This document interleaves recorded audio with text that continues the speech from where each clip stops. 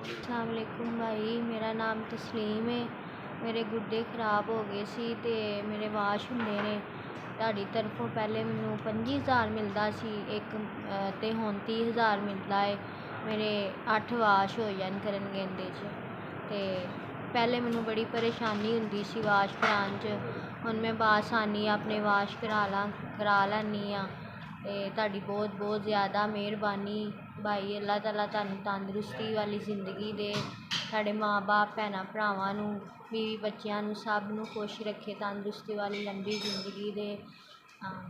तो भाई तुहाडी वजह तो मैं बासानी अपना इलाज करा रही हाँ, मेरी जिंदगी आसानी नाल चलन रही है। तो तुहाडी तरफों दो साल तो तुसी मेरे पैसे जमा करा रहे हो तो वो मेरे वाश हो रहे।